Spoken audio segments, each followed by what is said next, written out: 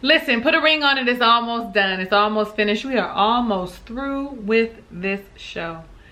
Yes, yes we are.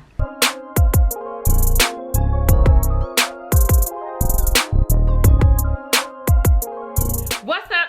How you doing, Ray of Sunshines? I am your girl, Talisa Ray, lifestyle coach. We are reviewing Put a Ring on It, season 2, episode number 9. Listen, it's almost over. I think one more episode, right? 10, and then we're done. Okay, and then we'll just go Married at First Sight, and then I can really start doing lives and the other stuff that I'm doing. Like, sometimes it's hard to do all of it, but it doesn't matter. Let's just get started, because when the episode starts, guess what we do? Pick up in the session where we left off, and we are talking to Jessica about the Mother's Day fiasco, where he didn't do anything and he didn't call, he didn't get a 99-cent card. What we found out is that Jessica took herself out. And I know that can be a hard thing to do, but sometimes you need that alone time. Take yourself out more often, Jessica. And if, ladies, fellas, if you're not dating yourself, please start. And dating yourself doesn't necessarily mean you got to leave the house, but it definitely means you have to focus on yourself so that you're with your own thoughts and ideas. And you can really remember what you love, right, alone, with outside of your partner, boo, spouse, love interest, bae. You know what I'm saying? Anyway, he tells them that he did apologize, but he felt disregarded, that she did not acknowledge the apology, just kind of shunned him. Y'all know how y'all do. You mad, so you ain't gonna say nothing. You don't receive the apology. You know how they have the 5 love languages? They also have the 5 apology languages or something like that. Same guy, you know, he does a whole bunch of things for kids, for how you receive it is what we normally talk about. Also how you give it, you know, all of that. Ooh, y'all, up under here, I got my hair like parted and braided so I can put my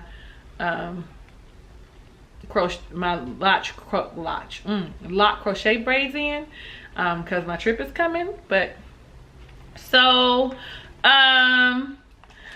Nicole says to him, you do understand what you're asking from her is the same thing that she's been asking from you, and you really need to compromise. You really need to see that, understand one another, because what they're not listening, right? They hear the words that are coming out of their mouth, like, but it kind of probably sound like, well, womp, womp, womp, womp, womp, womp, you know, Charlie Brown's teacher, versus actually listening to understand what they're saying. Like, you're just talking a bunch of words and I don't care because you don't really care about my feelings. Like, that's where they are, right? And so we then talked to Sean, and because they start talking about now the dates, right? How was the second date? Okay, or how was your next date? So she asked Sean about his date with Tari. And he said, you know, the first time I was overwhelmed by her beauty. The second time I was able to navigate it like I was sitting and having a conversation with the fellas. And I don't want to go out with her again because I know now that I can trust myself. You know, and it was a big moment for him. And it was recognized by Laronda and by Dr. Nicole. It was growth. Like, I can have a conversation with someone and not go forward no matter how beautiful they are. When she asked Laronda was like, I enjoyed that date with Derek, honey. And we got a lot of similarities, honey. I enjoyed the conversations that we were having. And it's different than the conversations that, you know, she may have with Sean. So the similarities, being able to talk about things that were familiar, you know, and how easy it was a big deal. Y'all know it'd be a big deal when you meet somebody and y'all got things in common. We got something in common. Anyway, and how easily it flows, like it feels good. And that's what it is. But I really think that she liked his attention, the attention that he was giving her. Because she said he was old, in his 40s, and that ain't what she do. But she's gonna go out on a second date with him. Wait, no, hold on. I think I'm going too fast. But anyway, then Eric talks about his date with Leilani and how flirtatious and touchy she is. And Jessica's uncomfortable with that, like the whole touching. Like, and the touching that they have is a bit intimate for someone who says that they want to be on a one-to-one relationship, monogamous relationship. It's a bit much. So what Eric ends up saying is, you know, I need to learn what it is that I want. Jessica, when she talks about her date with Sean, she says that I'm comfortable with him. He sees me, I can be myself. I learn more about myself, and I learned that he sees me as more than just a pretty face. And that is a really big deal. However, when it comes to Eric and Jessica, they've been together for a few years, and he only sees her as a pretty face. And I see she didn't wear no makeup when she went out with him to the skydiving trip. So Dr. Nicole says, this week, here's your options. You can either go out with the person you've been going out with this last time, or you don't go out at all. She goes around the room. Jessica says yes to a 4th date. Eric says date number 4 is when feelings come into play. And sir, we saw that with Darian.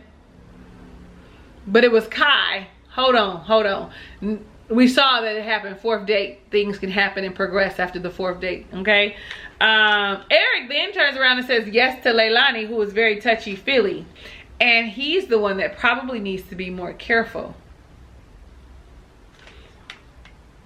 I want to say last week, J-Dub was like, well, remember, he didn't trust her because of what she did. What did she do? Date somebody when they wasn't together, J-Dub?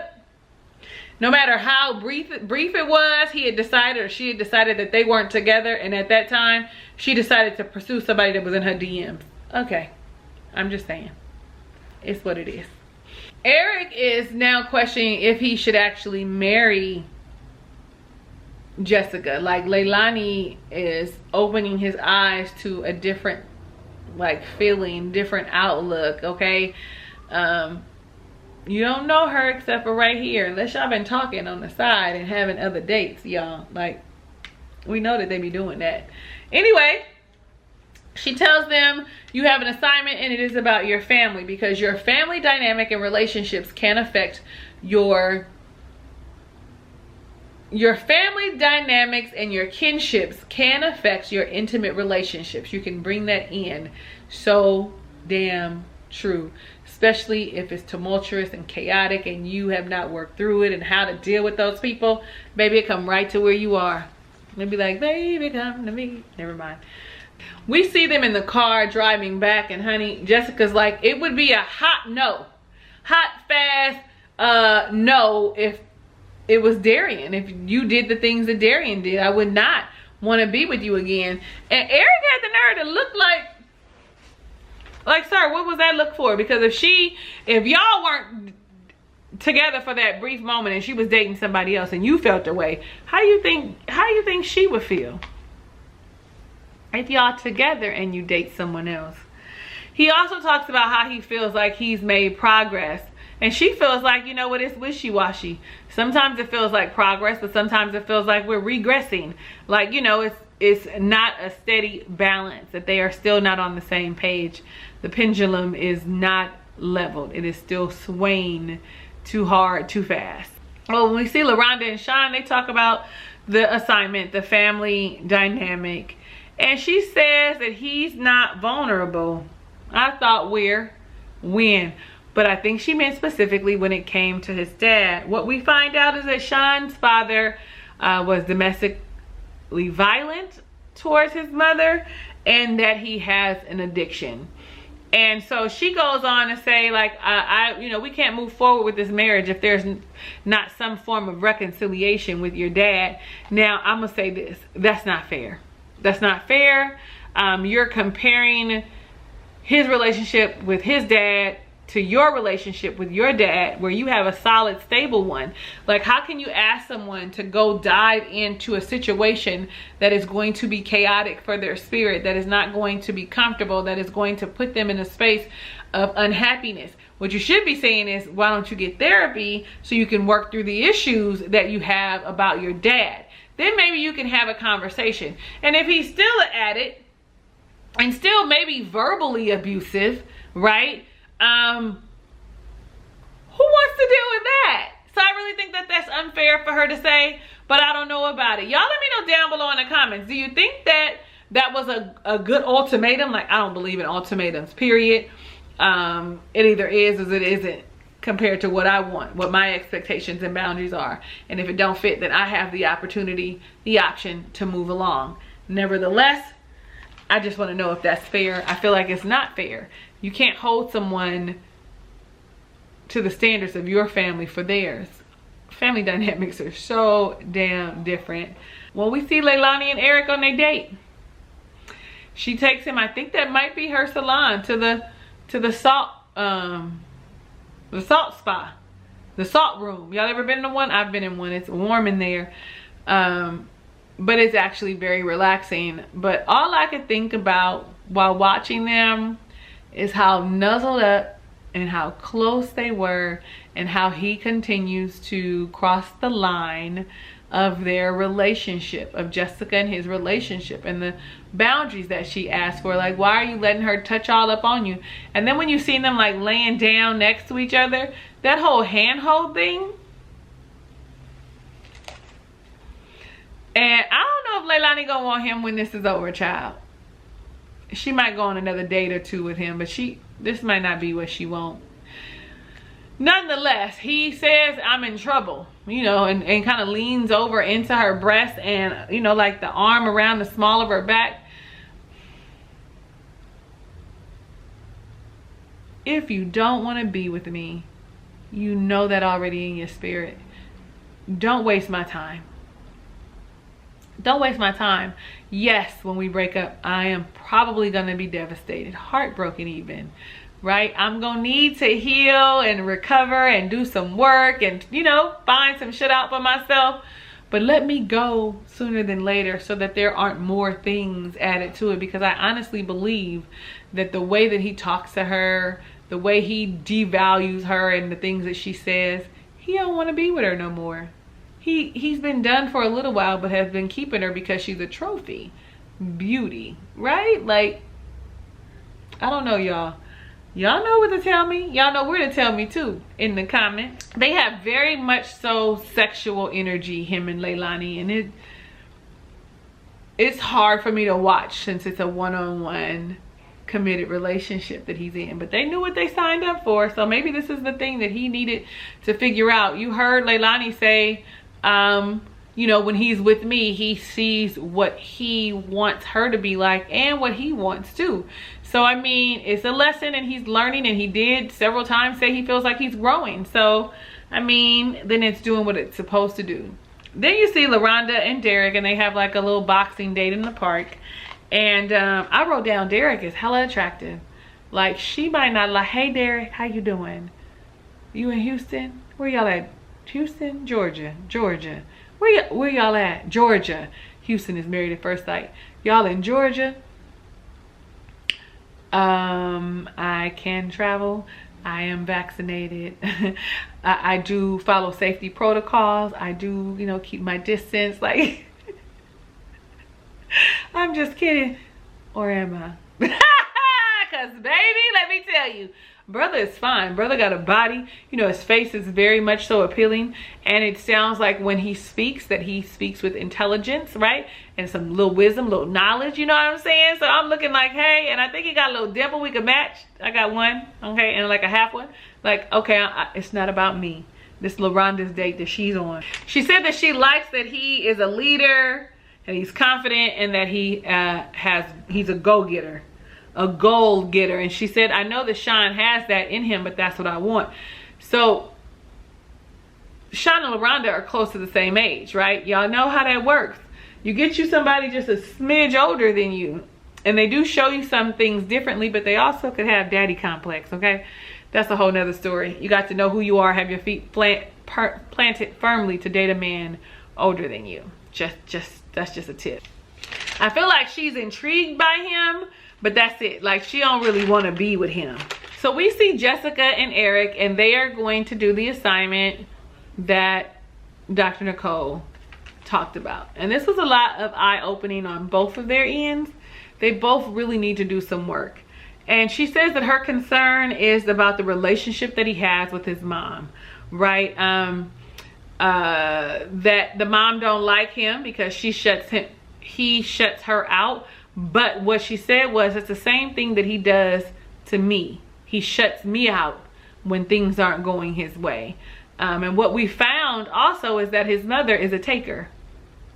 You know, when he was in the NFL and he bought her a house from the ground up, she would say it's not furnished, or where's the car? Like she was entitled to something that he earned.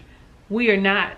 If my sons buy me a house, if my sons give me anything, I'm not entitled. They weren't obligated to do anything for me.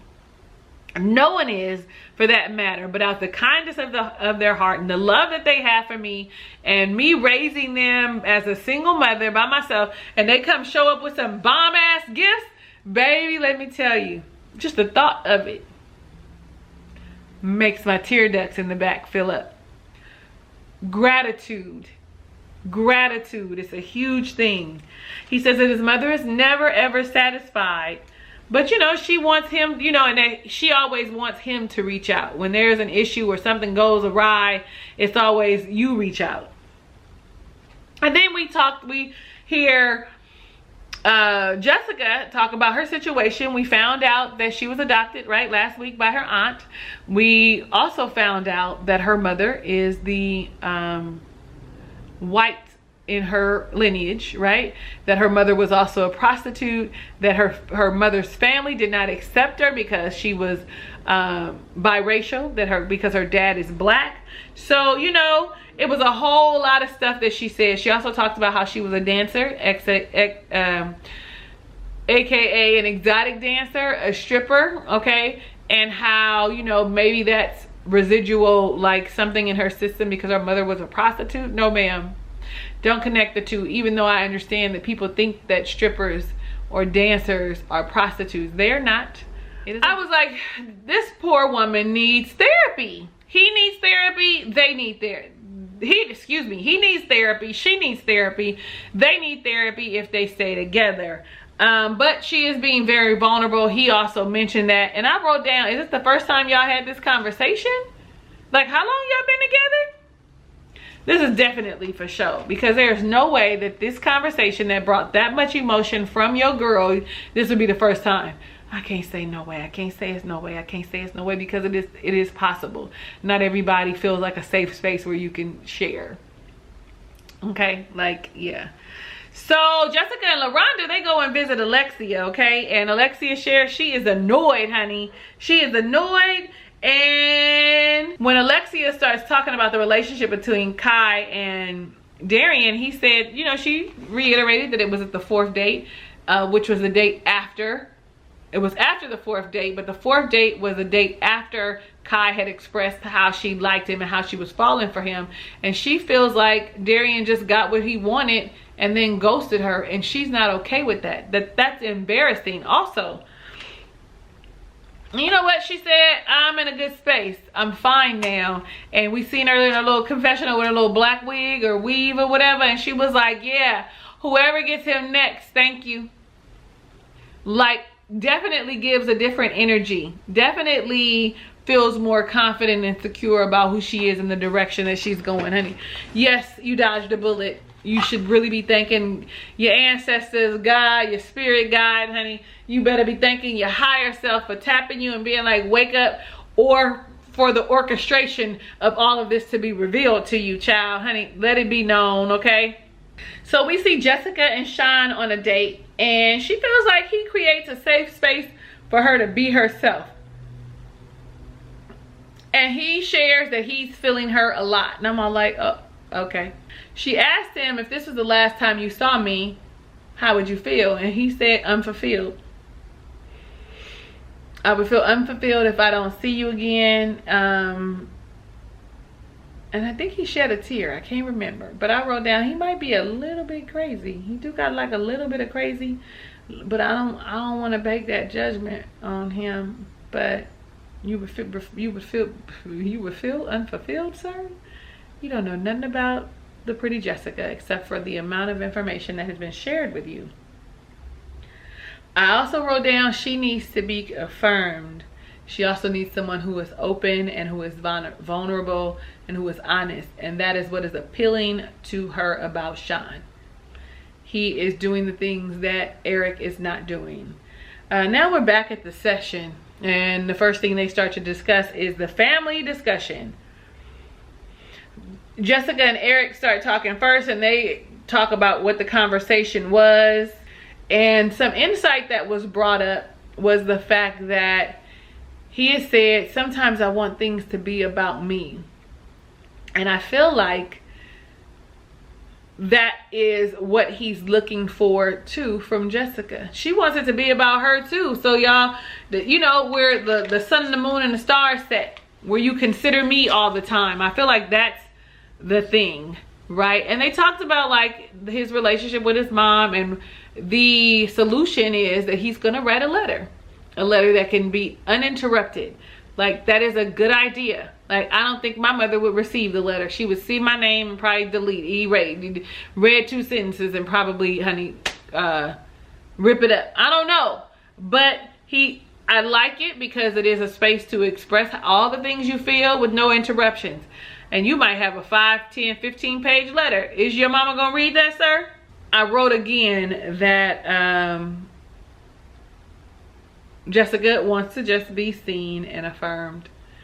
Then you go to Sean and Laronda, and they talk about the conversation that they had, and she shares her thoughts and opinions and about, you know, Sean and reconciliation with his dad. And Dr. Nicole was like, hold up.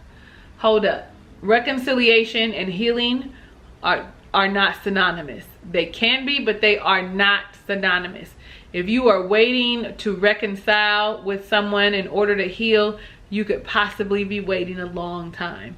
You have to do the work and heal on your own. If the person never acknowledges their wrongdoings, if they always see you in the same manner, you have to reconcile with yourself that this is who they are. I love them, and I'll do that from a distance so that you can heal and you can be peaceful and you can be joyful, and I'm all here for that. So then they ask about the dates. If you want to go on another date. Laronda's like, no, I'm not going to go on another date based on Sean's growth from the first time when he was throwing up and crying to now he's just taking it with a grain of salt, even though he feels these emotions, okay? Jessica shared she was moved by Sean's tearing up and says that Eric doesn't do that. He doesn't show any emotion except for when he's angry, because Dr. Nicole had asked, you know, has that ever happened before? Eric gets upset about it. Like, you just met this man, you know, only been on 4 dates, and you're gonna say he loves you more? That's not what she said. What she said was he was vulnerable and open and emotional and shared an emotion other than being angry, upset, mad, unhappy, right? He showed that an emotion of care. You know, she said that I always express how I feel and come to tears. He never does that. Stop holding on to something that's not there, right? Let it go. Let it go. I think you better let it go, and hopefully she does. It looks like she's about to, because this ended the episode, and then we got some snippets of the next one, and I think she's gonna do some self-work and some healing, just like Alexia, because she needs it too. And so does Sean, and so does Darian, and so does Eric, and so does Laronda, okay? I am your girl, Talisa Ray. Thank you so much for watching my review of Put a Ring on It, season number 2, episode number 9. Let me know down below in the comments what you think about this episode. If it is your first time visiting my channel, click the subscribe button and become a ray of sunshine. There's a notification bell that I'd like you to click so you're alerted of all the videos I upload, because I will be going live once we're finished with this. I figured that that's what I'm gonna do. Once we're finished with Put a Ring on It, I'm gonna go live. I don't know what days yet. I'm gonna try and make it consistent days, but I'm gonna go live because I'll only have Married at First Sight, some vlogs and stuff that I'll be able to put up, and then we can have a consistent day that we can go live and talk about whatever you want to talk about. Give this video a thumbs up because you like me. You like me, okay? Me, right? You like our conversations. You know, you like our interactions. You like to hear what I say. You like that I comment back. Like, for all those reasons, plus a plethora more, go ahead and like it.